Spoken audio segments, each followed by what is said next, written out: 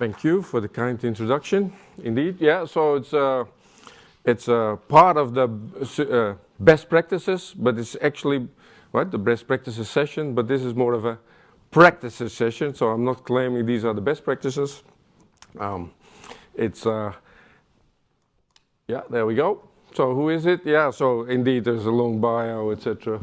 I thought. Just to make sure, so it's best practice. So it's practices, but it's also grew up through the cybersecurity trenches. So I also see this more as a message from the product security trenches on how it now works in all kinds of solutions in Philips get AI as added to their portfolio or to their ways of working. And then the security guy, the product security guy sitting in the office, so he now needs to also secure AI solutions on top of all the other bits in the whole supply chain of a solution created by Philips that needs to be secured. And then that message, how do we do that? And that's now the current state of working. So it's the best practice is still to be evolved, which is part of the talk. I just to add, to make sure I get faster past marketing and legal, is that these are my views and not etc. Those are the suppliers. Yeah, so again, everybody knows Philips. It's indeed from 1891, a 132-year-old company. Everybody knows Philips, but do you really know what Philips does nowadays? Then the type of AI integration, types of integration into product solutions. Some of the risks seen now, but it's only part, a subset of the risks. How to mitigate, so what am I now doing to make sure it's good enough within the risk appetite of Philips, and then the open issues. So indeed, from 1891, starting as a light bulb company, and everybody knows Philips because they create televisions and washing machines, and indeed one of the big Dutch conglomerates, and many of our Philips children, subsets of Philips are now, one of them is much bigger than Philips is now, and they're all over the place. So TV, lighting, where we started off, the light bulb company, that's not Philips anymore, that's Signify. I know they won a prize a couple of years back on this conference. Coffee machines, cookers, domestic appliances, all those, but including chips, creating chips, microchips, as well as the chip machines, right? ASML, now I think the biggest technology company in Europe. Well, came out of Philips. And the Brainport, which is Eindhoven, is sort of where all this gets together. Also, that has its origins in Philips still. I guess message from the sponsor. And now we are a medical device company, creating indeed, something to do with lighting, MRI scanners and image-guided therapies, etc., etc. I don't head up the whole product security for the whole world. I head up the product security for personal health, which is the wellness apps, like pregnancy apps, but also connected toothbrushes and shavers. And we still have 80K people. Used to be somewhere 20, 30 years ago. 340,000 people, but 80,000 people still left. The type of solutions, the digital transformation of health are hugely complex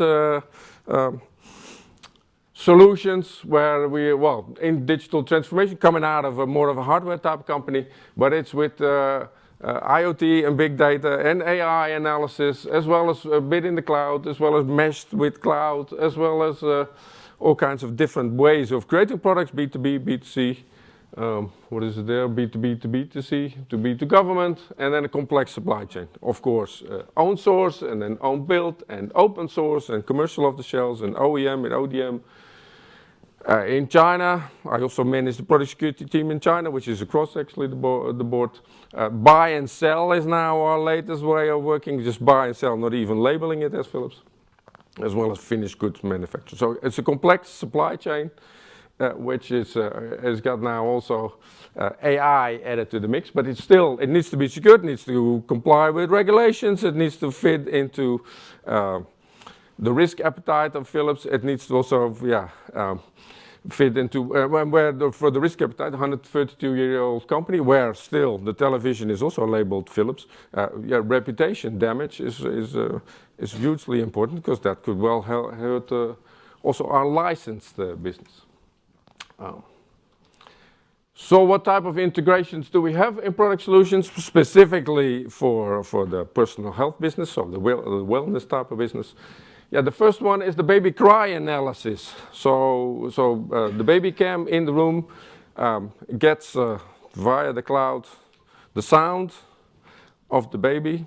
The baby camera gets the sound of a baby, so it's also, and then there's analysis there, and then we know, what are the options? So diaper change or hungry, and maybe there's a few other options. So you could, of course, do analysis, right? So you collect the data and then say, oh, when the baby cries like this or makes this type of sound, it's the diaper change, or otherwise it's the it's food, right? Or and all the other options. It's a valuable addition for young parents who would want to know this.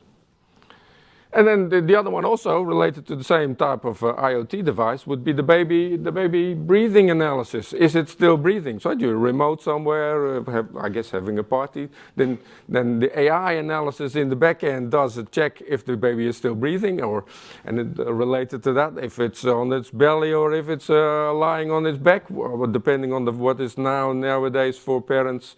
The best thing, it keeps changing. When my kids were young, it was on the belly, and now it's on the back, or the other way around. Those type of analysis are done and are added features to the baby cam. Well, then the IPL, which is the women's removal, it says so, intense pulse lighting, flashes. You can count, so the device itself is not connected, but using an app, you can count the number of flashes, and based on that, you can better advise through an app how women should use the device to move the hair. So and then the distance between the flashes, you can also, based on data, analyze, and based on that say, you're too close to each other, which is not so good for your legs, or whatever you are removing the hair. In the brush, the toothbrush, the connected toothbrush, the sensors to analyze the brush pressure and the movement. And then, the last one was interesting, right? Analysis and analytics. There's more all kinds of back-end analysis on sales, but also on workings of, I didn't put in the shaver, but the shaver, on how often it's switched off, or the battery goes down. Those type of analysis are also all kinds of done. So it's all big data, and then analyzing the data, and based on that making predictions of what is happening. So those are the type of solutions, and then the product security officer, or the director of product security in this case, gets it and then say, okay, where does it go in the device, and how do you make it? The product team will say, and then it must be totally secure, because for regulation it must be secure, and for what we put in, the product team puts in as in investment on getting this AI type of analysis in the product solution.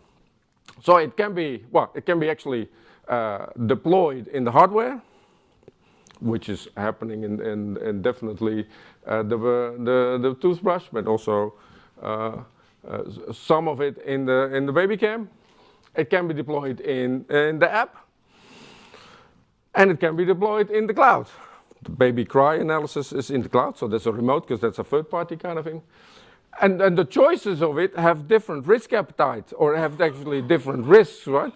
If it's in the hardware, then it can be a little bit more protected if you buy the more expensive chip. But that also means the more expensive chip means adding to the BOM means the cost price goes up. And why do we add all those things? I'm not totally sure, but what I understand from marketing and product development is, why do we add those things to all those solutions, is to differentiate us from the cheap ones who, with a much lower price, dump it on the market and then are not able to provide, or allegedly not able to provide, an app and AI type of analysis. They could then, of course, steal that, but that's why we add it to the solution, and that's why you also want to make sure that you keep being this differentiator. Oops. Yeah, so and then in the app, yeah, that depends a bit on if it's possible, if you have enough memory in the, depending on the type of AI analysis, do you have enough memory in the IoT device? If you don't, and enough processing power, yeah, then you'll need to go, just from an architectural point of view, you need to go to the app. Which means different type of risk, right? Because apps can be easily downloaded from the store, reverse engineered, potentially changed, and then the behavior could change. I don't see that really practically happening, but I don't have any statistics. There's nobody calling me, so, oh, and I changed it, which you would have if it's more an app which is used for, let's say, which you can make money out, but this one is a supporting one. So if it's really changing and then changing the behavior of, let's say, the scanner or of the IPL device, yeah. We don't see it happening, but it's hard to get figures on it. But it's easy to, or easier, not necessarily easy, easier to actually get into the intellectual property.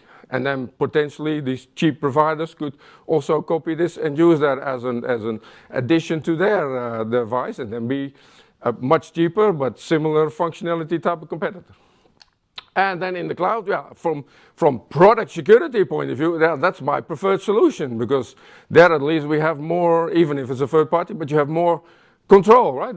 Talking about zero trust, yeah, those are still not 100, well, they're still not fully trusted, but more trusted than in the app, which can be downloaded by anybody, or in the device, which if you put it in the hardware, yeah, you still have some control by putting in the extra controls in the hardware, but and it'd be more expensive to extract actually the intellectual property from it. It's still a possibility.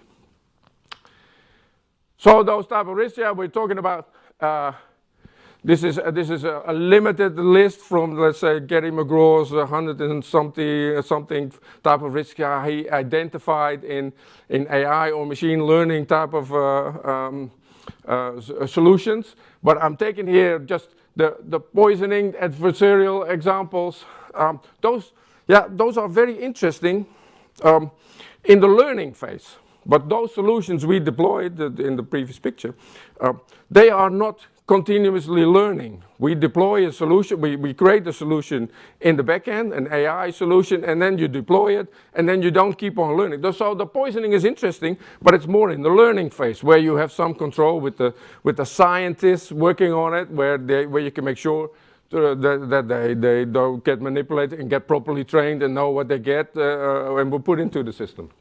So those are the first two. And then system manipulation technically is a IT risk you always have, right? Which you could be that somewhere in the supply chain you haven't done your proper IT hardening or identity management or access control, etc., patching, vulnerability, resilience. Yeah, those type of risks you have always. Confidentiality, compromise, yeah, similar. Because you have a learning system in the back end, you must make sure that the data is properly anonymized and removed before you get it into the learning system. And because you have a stable backend learning system, you can also, you yourself, try and find out if you can get in confidentiality compromise. So the last one, from a product point of view, from a device company, is the biggest one, where somebody extracts the IP model and gets our investment and then uses it to supplement to their cheap competitor type. Yeah, how can we mitigate? Well, so like I said, regular IT security should be, of course, done, looking at trust boundaries, where does data come from, provenance, identity management, access management, hardening, vulnerability management, patch management, etc., etc. Again, no real-time learning in the front end, which means, yeah, so you limit it to intellectual property type of theft risk, but not so much our customers that are at risk, that the system is changed and that then the IPL makes it that you flash yourself more than necessary. And then input validation for AI, right? So check the provenance of data sets, additional scrutiny of data, automated validation of data. I guess we need an AI system to also check that whatever comes in complies with the backend AI type of system. That is what you will, the direction. But like I said, this is a message from the practice. This is the actions we now take. Yeah, we don't have that now, so those are things which are still open as a risk. Other ways to mitigate, well, architectural choices, right? Like I talked about. Where do you put your AI module, in the app, in the hardware, or in the cloud? During the learning phase, you sandbox the environments. With minimal external influence. You always have external influence because you got data you put into the system to get it to learn. You'll have a feedback loop also from the online system, right? So continuously still logging data goes down, which based on which you can say, oh, I see that we'll have a different type of behavior that we actually expected, and you use that to optimize your back-end learning to then deploy a new, I guess, version of your AI system. Like you have to update and patches from functionality and security anyway for compliance and regulatory reasons. Yeah, secure and tamper-proof hardware, then again, talked about it, but that is what we want, but it also means adding to the BOM, which would make it the product maybe not, well, it's already a much more expensive product than those cheap, well, then obviously the cheap ones. But yeah, adding then to protect something for which the value is not 100% sure. Yeah, and then adding to the BOM is not an easy thing to do in a device company where you have competitors like cheap ones. Yeah, so AI and the third-party cloud. So then we have this provider who brings the beautiful solution, the baby cry analysis. Yeah, how do you then make sure that this startup that we know that it's secure enough? Yeah, one of the things is the ISO, so looking at the standard, looking at the baseline, and ISO 27001 certification across the whole horizontal and vertical scope, right? You got to always look at your vendors that they don't give you a certificate for what is not really applicable for you. But so look at their architectures, look at the ways of working, look at their environment from which they train, and then make sure that you have enough assurances. Yeah, that's then the baseline. You still need to have the whole supply chain, secure software development of supply chain you need to go through. So you still need to do your vulnerability scanning, your penetration testing, your static code analysis, etc., etc. But we also need AI-specific type of penetration testing, looking at the uncertainty of is it secure, but still, do you have people who look at how we can break things and then see if you can now, in this whole new space, can also break the things. See if that, which is a vague statement, but it's still that you look at it, looking at it and say, well, if I do this, maybe I can change the behavior. Yeah, that you should also do for AI-specific type of solutions. Which is that brings me to the open points, which is, it's still under development, compliance is still under development, regulation is still under development. What do we exactly need to do? Product teams will often say, yeah, you're saying this, but do we really have to? Which means they may mean, well, is there a regulation? Yeah, for wellness apps, there's not so much regulation yet, but you still need to protect your reputation, etc., etc. Risks are not fully understood. Mitigations are still under development. And yeah, the behavior is not fully predictable, which makes it also difficult to do the penetration test. Could well be that this was intended behavior of this change. Yeah, that's me. Thank you.